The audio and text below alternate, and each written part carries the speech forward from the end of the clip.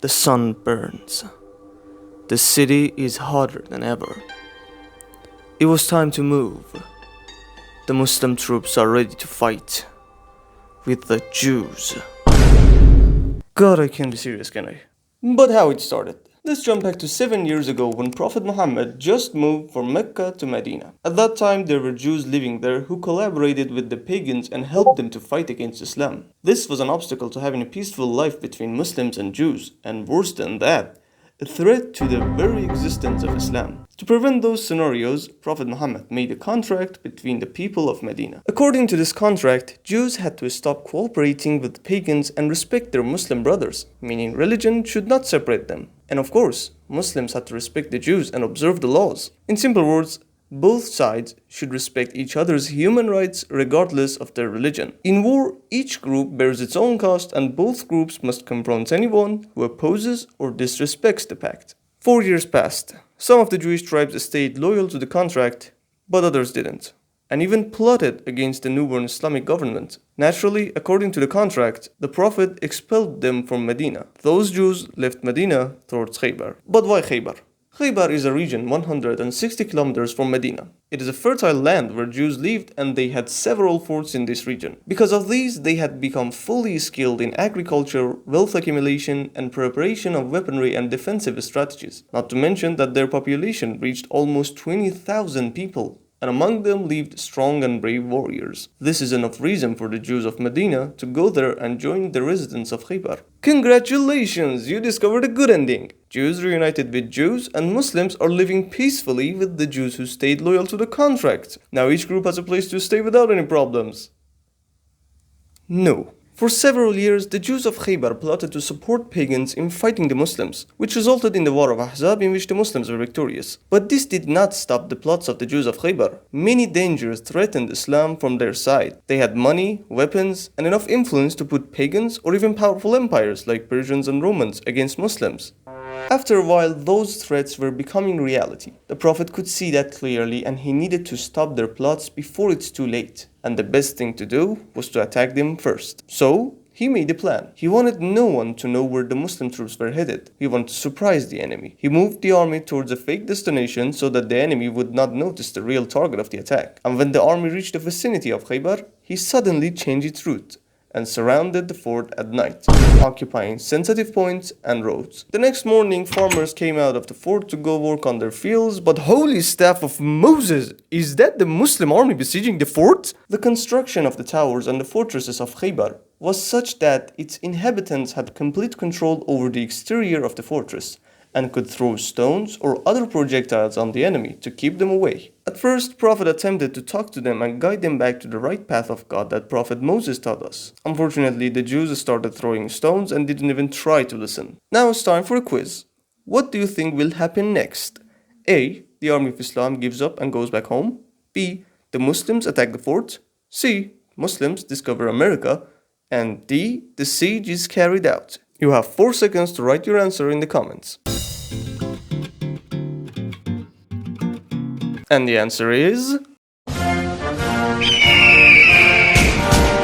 Option D. Congratulations if you got that right. In fact, the siege lasted a month. Time passed and clashes happened. Some of the forts were conquered, but it wasn't looking good for the Muslims. The Khaybar was still unbreachable, and food was running out.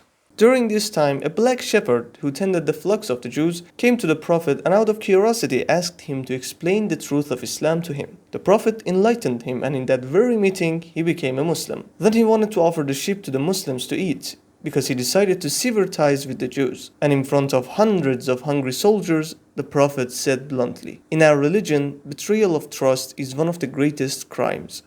You must take all the sheep back to the fort and return them to their owners." And yet people say, "Oh, your prophet was a warmonger. He just wanted to attack the Jews to steal their money and land. He just wanted to kill them all." My man didn't even allow the shepherd to give him the sheep of their enemy, while his soldiers were obviously hungry. My God, the audacity of some people. Days passed and due to the efforts and perseverance of the Muslims, several forts were conquered. Each time a fort was conquered, its residents retreated to the other forts at the back. The Muslim troops attacked the forts of Vatih and Salalam, but they faced a stubborn resistance from the people of the fort. Therefore, the soldiers of Islam, despite suffering heavy casualties, could not win. They struggled with the Jewish warriors for more than 10 days, returning to the camp every day without success. As you can see, this situation is still not good. Prophet could see that clearly. He knew something must change. So he said, "Tomorrow I will give this flag to someone who loves God and the Prophet, and God and the Prophet love him. God will open this fortress through him. He is a man who never turns his back on the enemy and never flees from the battlefield." And as people were waiting to see who this individual could be, Prophet said, "Where is Ali?" Ali bin Abi Talib, Prophet Muhammad's cousin, who was raised by the Prophet from a very young age and the first man to accept Prophet's invitation to Islam. The Prophet ordered Ali to advance, but told him that before the battle, he should send representatives to the leaders of the fortress and invite them to Islam. Again, if they accepted it, he should place them under his care, meaning that they should be disarmed and live freely and safe under the flag of the Islamic government by paying the jizya. And if they did not submit, he should fight. They didn't accept. Why am I not surprised? Now, Ali must fight. He went closer to the fort and put the flag down. The gate of Khaybar opened and the Jewish warriors poured out. Among them were two giant brothers named Marhab and Harith. First, Harith came forward. The awe of his shout was so terrifying that the soldiers who were behind Ali retreated out of fear. But Ali remained standing. Harith approached with a frightening stance and was ready to one-shot any enemy he saw on his way. Harith fell the next second. He died. With a beautiful counterattack, Ali killed him in a flash. Marhab saw his brother die in front of his eyes. He was ticked off. He came forth wanting revenge and shouted, "The walls of Khaybar testify that I am Marhab, a legendary hero armed with the weapons of war. If time is victorious, I too am victorious. The heroes who face me on the battlefields are colored with the blood of their own." Marhab fell the next second. He died. The Jewish soldiers who saw Ali killing Marhab and Harith so fast and effortlessly retreated to keep themselves alive. Ali followed them, but they went into the fort and left Ali behind a closed door. So Ali did what a normal human does. He went forth, said Bismillah, lifted the door, used it as a shield against projectiles, and then threw it some meters away. Jesus Christ, this is real. And I'm not talking about your typical Minecraft third hut door made of some tree you punch at spawn. This is a fortress with a big door made of stone.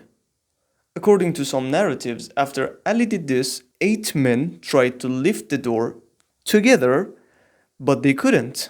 Although it sounds unreal, but it's not impossible. There are cases in which your brain activates some kind of full focus mode that lets you lift up an elephant for God's sake. Like that time when a child's foot was stuck under a car's wheel, and when his mother saw that, she went and lifted the car. Note that she was an average woman, not an athlete, but she was so focused on saving her child that her brain caused her muscles to use all they got to do so. Or the time a mountain climber was stuck under a boulder, but he was so focused on saving his life that he was able to lift the boulder and save himself. Man, the humans are awesome. Ali's situation is almost the same, but for him, his ultimate focus was to save Islam. And he was so focused on that, it gave him the power to lift that heavy door. You're probably asking yourself, if Ali is so OP that he could solo a whole fortress, why didn't we let him go all out on the first day instead of waiting a month and sacrificing so much? This is a valid question. According to narratives, Ali was sick most of the time during the war, and when Prophet Muhammad, peace be upon him, wanted to give him the flag, his condition was no good. But Prophet prayed for him and God responded, and with his might, Ali got fine and was ready to fight. After this short but action-packed interaction, achieving victory was easy. Eventually, all the fortresses were conquered by the Muslims, and the Jews were disarmed. The Prophet then ordered that all the spoils to be collected at a specific point. He then asked the Muslims to return whatever spoils they had obtained during the war to the Bayt al-Mal, which is the money that belongs to people, even if it is as small as a thread and a needle. Because betrayal is a disgrace, and on the day of resurrection, fire will fall upon their souls. The Jews went to the Prophet and asked him to let them keep living in Khaybar, and in return, they will give 50% of their profit to the Muslims. Note that these are the same people who at great expense had incited the pagan Arabs against him and invaded Medina and brought it to the brink of collapse. But Prophet Muhammad, the kind man he is, accepted this and kept them safe under the flag of Islam. The Jews also had to pay jizya. some form of a special tax for non-Muslims. It was because they were under the protection of the Islamic State, and Muslims were bound to protect their Jewish brothers' lives and property. According to accurate calculations, the amount of tax that every Muslim was obliged to pay to the Islamic State was more than the jizya that the state collected from the Jewish and Christian people. Muslims must pay khums and zakat and sometimes meet the needs of the Islamic State with their own assets. On the other hand, Jews and Christians who live under the banner of Islam and enjoy individual and social rights must pay a sum called jizya in return for those rights. It is worth noting that the Islamic calculation of jizya is separate from taking normal taxes. At the end of the day, the plots of Jews stopped. Mostly. Some of them were too stubborn to take the L and live peacefully. Before we stop, I need to clarify something. Islam has no problem with Jews. In fact, Islam confirmed that the Jewish religion came from the one God, Allah. Islam has a problem with infidels, hypocrites, and polytheists who wage wars against Muslims and prevent peace and friendship from being established. Just like the situation of Israel and Palestine, many think that this is a war of two religions, and Muslims hate Israelis because they are Jews. But it's not true. We don't have a problem with them because they are Jews. Jews and Muslims were coexisting for over 1,000 years. We have a problem with them because they are occupiers and criminals who commit genocide. This isn't about Islam. This is about humanity as a whole. Peace on earth.